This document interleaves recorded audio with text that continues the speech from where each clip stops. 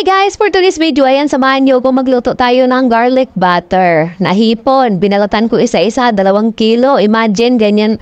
2 kilo imagine, 2 kilo. Binalatan ko isa-isa. Always ganyan ginagawa ko. Ayan, nakakaantok, grabe. So, ito yung ating cereal prawn. Ayan. Ito yung ating cereal na gagamitin mamaya sa ating ilalahok sa hipon. Ayan guys, napakasarap nito guys. Promise! Ayan.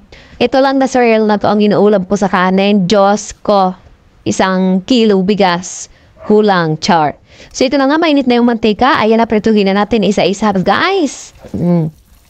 Diba? Ayan. Pretuhin natin isa-isa yan. So, ito na nga siya mga person, oh. Ayan, oh. Ayan, oh. Nagluto din ako ng crabs. Ayan. Igigisa ko rin yan mamaya sa butter at garlic. So, ayan. Garlic butter na crabs. So, ayan.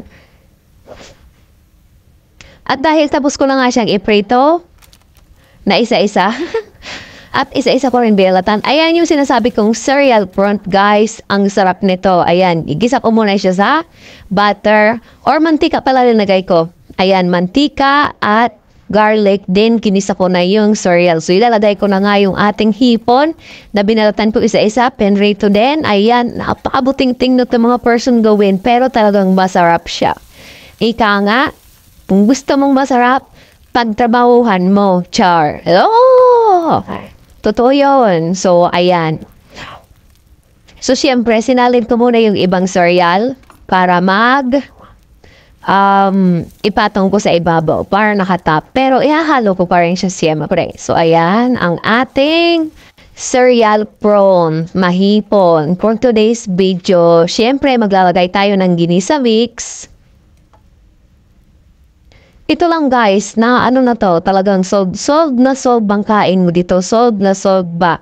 Ito lang yung cereal lang, iulam ko to sa kanin, grabe, ang sarap.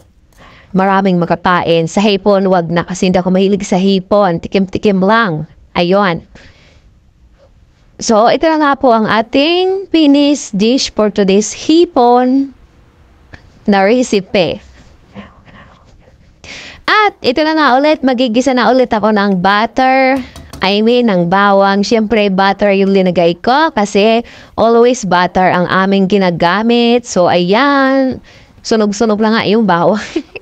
So, kaya ayan, maglagay na tayo ng... So, kaya ayan, linagay ko na yung crabs, guys. Ayan, nagigisa ko lang siya doon sa ating garlic butter. Para lalo siyang sumarap. So, syempre, ayan nga, tulad ng sa hipon kanina, kumuha ulit ako para itap ko. Para ayan, para maayos yung paghalo natin. Hindi lahat sa ibaba nakalagay. Kailangan din minsan nakapatong. Char! Yes! Of course, mga person. Totoo yon. So, ito na nga ating finished this for today's video. And thank you for watching, guys!